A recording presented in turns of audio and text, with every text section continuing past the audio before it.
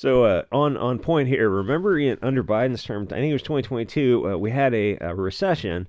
Whatever the definition was, like contracting economic indicators for so many quarters or something like this. So the media looks at this and they go, oh, well, Biden's in office. We can't have a recession by definition. So what do? They just change the definition of it.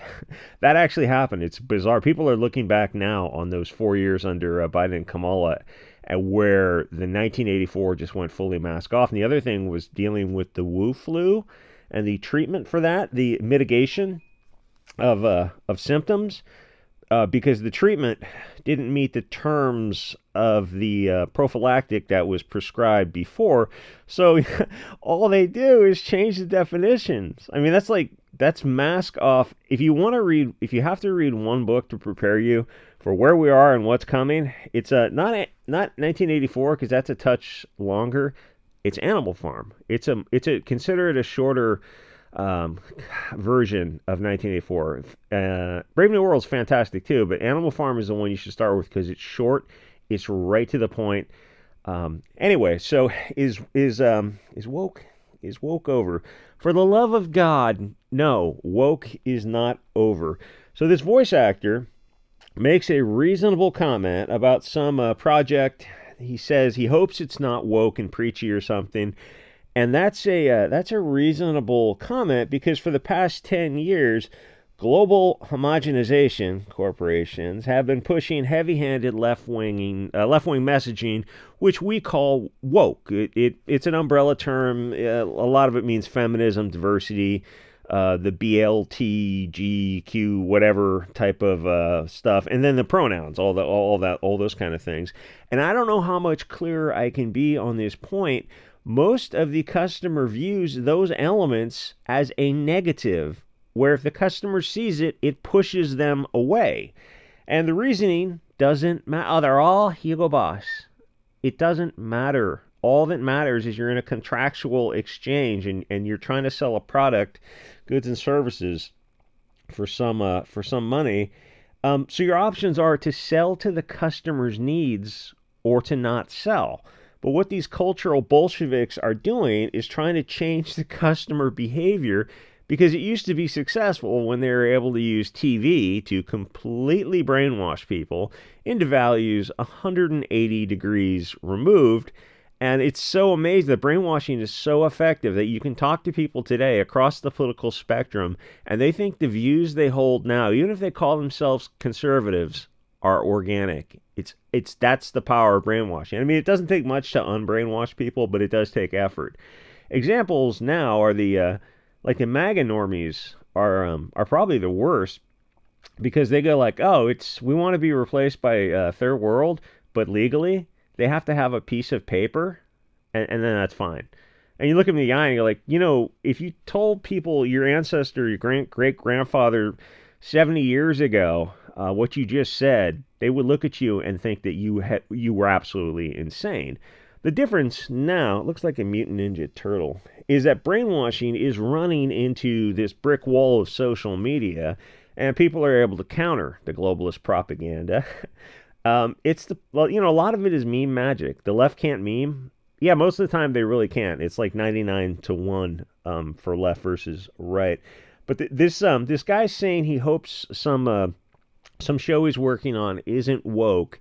It just means that from his point of view, he looks like a left-winger. How do you know what he looks like? Yeah, he kind of looks a little, soyish. It means that he's aware that woke usually means a financial loss because it's not what the audience wants. How many examples of bombing video games or movies do you need before you accept reality? But that's the trick, as Sam Cedar points out.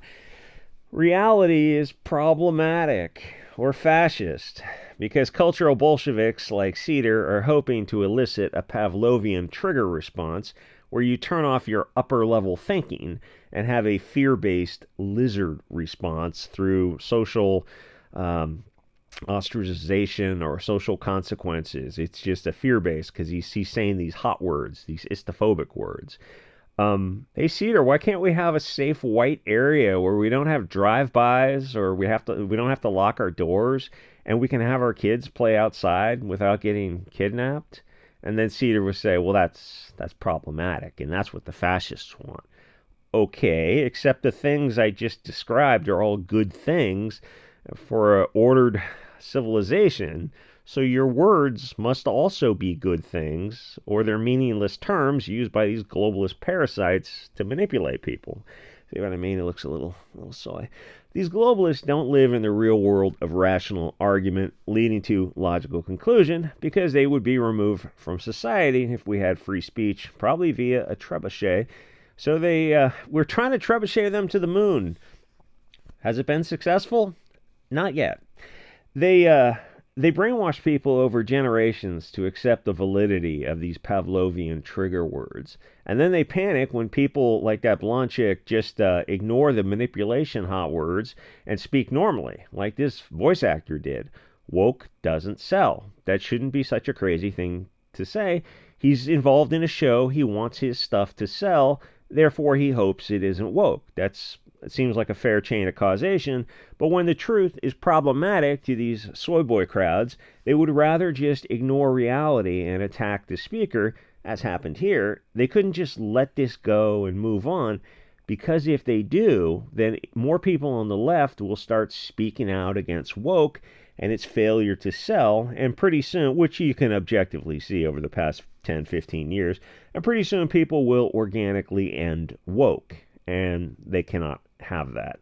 So the left has to manage things via fear so that every little transgression is problematic, and the way to beat them is to be passive aggressive and not give their words the same gravitas that they give them. Call things gay and retarded. And if they say that systemic language colonized their traumatized butthole, diversity, marginalized, and oppressed, call that gay as well. Just say the things they believe in are anti-white racist hate tropes pushed by globalist parasitical cultural Marxists, and we can all agree that Bolsheviks need to be destroyed. And the biggest problem we're focusing on right now is destroying the anti-white racists and their systemic systems of media control. You have to have an entirely different worldview from them, which you do, but you have to be open about it and pretend that you don't understand the consequences of the things you're saying, to kind of ignore their facial expressions or their tone shift when they have these emotional responses to them, almost as if you're a little bit on the autistic scale. So you can do this by speaking their same language and syntax. Just take their talking points and the way they speak them, but substitute white for black, Jewish, or whatever their protected groups are, and just Jewish is becoming less of a protected group. I will admit, for the left wing, they're kind of having an interesting division over that now. And just accept it as truth and start with the conclusion and then conclude with the conclusion. We live in an anti-white system controlled by globalist media oppression that is marginalizing Europeans and Christians. That is our greatest issue right now, and we can't work on other issues until the left deals with their problematic anti-white racism. We are the marginalized voices of the oppressed. We're victims, and not accepting our truth is racism by definition. Ultimately, it boils down to we feel this way and give value to our feelings, and they feel another way and don't value our feelings. But the anti-whites are by definition the oppressors because that's how we define it. Is it logical and valid? Well, it's as logical and valid as when they do it, because once you're arguing from emotions, logic is off the table. Anyway, this guy had to come out and start backpedaling and prove that he is a good cattle at the center of the woke herd, and he goes overboard. And when the guy he works for is interviewed, the guy doesn't say something normal like, yeah, I'm not going to comment on someone else's opinion. Ask him if you want to talk about it. That's his business. Because then that would start the slippery slope to destroying woke. So he has to give the statement weight and imply it's wrongthink, but assumes the guy was taken out of context and that he won't make such a problematic mistake again. We were always at war with Oceania, not if he wants to stay employed.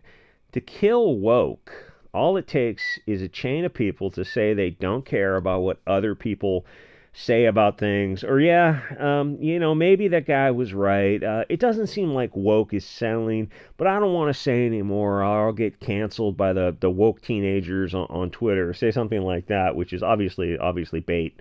But then the left wing will be outraged by that factual statement, and the factual statement that they will cancel him over something so minor as to say that woke isn't selling, and then they would get on Twitter and attempt to cancel him. And the thing is, the only way you can say these kind of things is if you're in a position where you own the company, or it's a small private business, something like that, where you're an integral part to the company, and it can't be enough to meet the elements where people would agree that yes, it's so offensive you have to get fired. It's something like I just said, where I don't want the woke crowd to cancel me and get me fired on Twitter. Those woke people, they just want a virtue thing. Say something like that, where it puts them in the position of they're fulfilling the prophecy of trying to cancel you for saying that they'll try to cancel you for saying that they'll cancel you. You get the idea. It makes it look ridiculous, and ultimately, yes, they will try to cancel you over saying something so minor as that. But the more you fight back against this by putting the ball in their court and making them look like just virtue signaling dumb cunts, eventually you can start to move the window to the right, and then the left wing will get, obviously they virtue signal a lot over things. They don't necessarily read the entire preceding chain. And someone did something like this in a response to Elon Musk, where if you want to read emotional outrage triggers, go to Elon Musk's posts and read the response to it. Because a woman went in there once and she goes, she's talking about how the left is just so triggered into responding that I can make a grammatical error like I'm about to do right now. And she made some grammatical error. And the left wing will seize on this and correct it without reading the entire post, where I said I did that error on purpose. And then predictably what happened was a bunch of soy boys and cat ladies were correcting her for her misuse of the word there. And she goes, see, that's how easy it is. And that's how easy it is. It's friggin' hysterical when that happens. And that literally happened. Some lady was responding to Elon Musk to prove a point. Woke is not going anywhere. But the thing is, you control woke with your dollar. It's that simple. If you stop paying them, eventually even Larry Fink's BlackRock will run out of money, which I guess is your money in the long run. But they can't continue to take L after L, even though Warner Brothers just came out with some statement where they had like a $200 million loss on the Suicide Squad video game. I mean, as well as the movies. And they go, yeah, we're going to double down on woke. It's like, oh, by all means, Warner Brothers, please. Warner Brothers is HBO, right? Warner Brothers, Disney, Amazon, Netflix, please continue to double down on woke. Eventually you'll have to stop because you'll simply go out of business. And like, they're fine with going out of business. The only way a Disney or Warner Brothers is going to change is if they were bought out. That's the only way. They're so entrenched with termites. There's no way changing a couple people at the top wouldn't even be enough to change it. You would have to fire the top 1,000 people who are in these key positions, and that's just not going to happen. So you can look at the future of these kind of companies and go like, oh, it kind of looks like bankruptcy in 10 years. Yeah, eventually it will be. Anyway, like, comment, subscribe. See you guys on the next episode.